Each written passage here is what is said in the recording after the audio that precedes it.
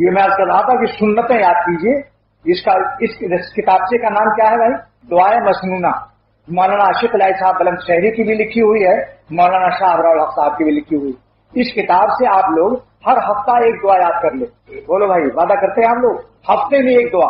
बहुत छोटी छोटी दुआएं हैं और महीने में 4 दुआ हो जाएगी। साल में इंशाअल्लाह ताला 48 दुआएं याद होंगी।